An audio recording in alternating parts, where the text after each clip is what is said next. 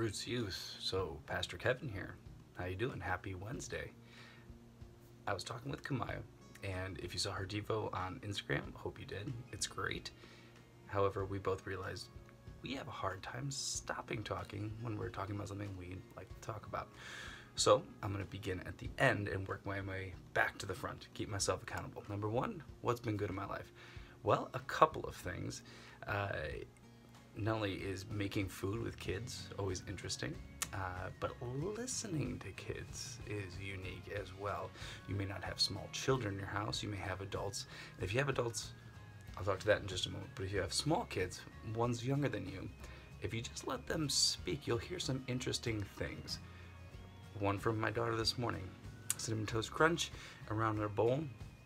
She's just talking to herself. She knows I'm in the room, but she tells me, "I'm baptizing the cereal." I said, "Yeah, you are. How do you know about baptizing?" She goes, "That's when a human goes into the water, and they go under the water, and then they come out of the water." That's exactly right. That's the basics of baptism for sure. So that's what's good. Take time to listen to the people in your life, whether it's younger brothers, younger sisters, or parents. Ask them stories. You'll be surprised at what they'll tell you, and you may think they're gonna ramble. It's really unique because, believe it or not, you're going to start seeing yourselves act more and more like them as you get older. Gasp, it comes true. But you're going to start seeing your parents in yourself as well. Give yourself a little heads up as to where you might be going in the future with some of their things, but also how they navigated it, how you would navigate it differently. Great conversations to be had. That's what's good. How do we pray? I'm going to go backwards, so there's going to be a bit of suspense. How do we pray and how do we act? We pray for endurance. We pray for the right perspective. And we pray for the power and the gifts that God has given us to be able to be acted upon in ways that perhaps are going to stretch us. I myself have found that I am being stretched quite a bit as of late. I love the in-person meetings with you all. Wednesday nights, Sundays, even events. They're gold. Eye to eye, you can read body language, you can get to connect with people. And then as a youth pastor, as an adult, I know I get you in a confined space and I have your attention, or so I think, for a little bit of time to be able to pour my heart out and hear back from you what God is speaking to your life.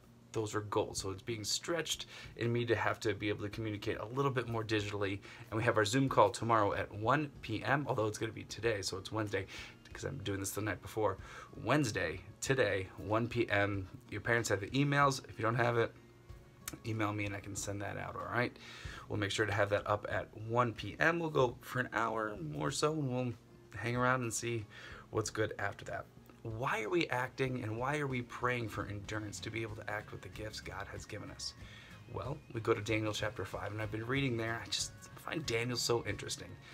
And if you can, go back on YouTube. A couple years ago, Pastor Cal did a series on Daniel, and the first, I think, 6 chapters are narrative, and they're wild, but they're cool.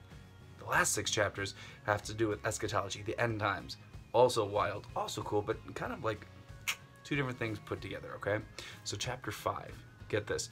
Belshazzar, he's the son of King Nebuchadnezzar. He's having this feast, and he's using these goblets, gold, silver, all these precious goblets, ornamental things from the temple in Jerusalem that was raided, and he's using them at a party. Nothing crazy good ceremony, but they're drinking from them, and they start praising the gods of the metals, gold, silver, I think copper's in there as well. Well, God sends this hand to write on the wall, okay? It's not God's hand because he doesn't have a hand, but he sends a hand, all right, to write on the wall, and it's mysterious to the point where the king, it says his legs were weak, but his knees were knocking. All his diviners, all his consuls, they could not speak to what the inscription says. They had no wisdom whatsoever. Totally freaked out. Well, the queen, that's his father's wife, comes in and says, "There's a man in your kingdom named Daniel who can speak to this." Why is this unique? Well, it's unique for a couple of reasons. Number one, she comes in because she hears all the voices in the room. She's not actually at the party at this point. And then 2, she uses, Belteshazzar was his Babylonian name, but she says his name is Daniel, and he's from Jerusalem. He's part of that particular kingdom, and he has the wisdom of the gods in him, the spirit of the gods in him. He can do it. Go find him.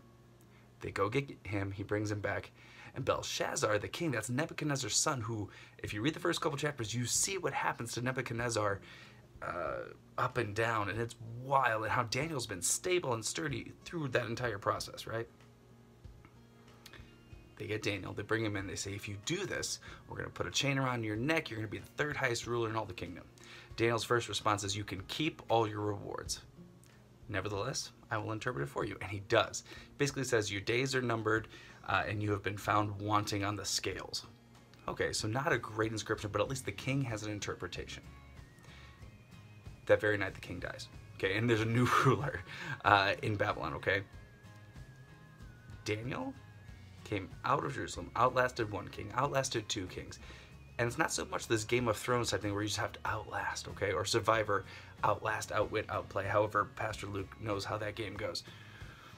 But what the important thing here is that he was faithful to the gift that God had put in him, because that had been in him since Jerusalem. That had been in him since he was in the kingdom of Judah way back when.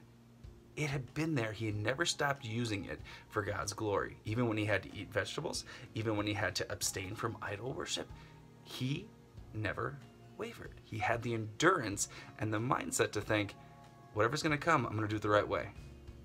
And God honored him for it, and it worked out. So too, we also have to have that same endurance. No, we're not facing this king that is making us use God's gifts for a different thing, but we're in a situation where we do not have the freedom that Daniel didn't have as well, okay? He didn't have freedom. We don't really have the freedom. We have gifts. Daniel had gifts. Do we have Daniel's? Doubt it.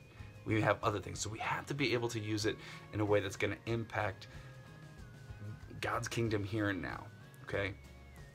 I can go on with another unique part about that particular chapter, maybe on another Devo or not, but I wanted to hit you with that now. We pray for endurance. We act on it as well.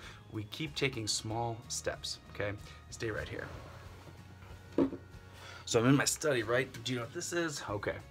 This is, if you can read it, it says, what does it say? Legriz XXVII, so that's 27. 50-mile ultramarathon, October 11th, 2008. I ran this 50 miles out in Montana. I finished with a time of 11 hours, 16 minutes, and some odd seconds, okay? If I had made it under 11 hours, I would have gotten a massage, and I was really looking forward to that. For a lot of reasons, it didn't work. Mile 47, I finally passed this walker, this woman who had been walking the entire time. We had leapfrogged each other here and there. I had some needs to take care of.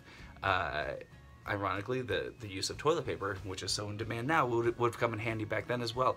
But it required me to make some pit stops. So we would leapfrog each other, okay? But mile 47 is when I finally passed her. I remember thinking, like, I've passed her. How is she ahead of me? Well, in those times, she had just kept walking faithfully and faithfully and faithfully. And she was only 3 miles behind me, and I checked her time. She finished 12 minutes after me. The woman knew exactly how to walk, and she knew how to walk for 50 miles. She just kept going.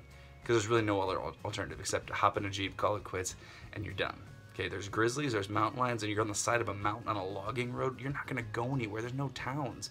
You're out in the middle of almost Glacier National Park. What are you going to do? You just keep going. She was 12 minutes behind me. She was 53 years old. Her name was Mary Ritz. Never met her, but I checked the results to find her name. If Mary Ritz can have endurance to keep going, she learned it over time, so can we. All right, folks, we'll see you today at 1 p.m. on the Zoom call. Love you. Bye.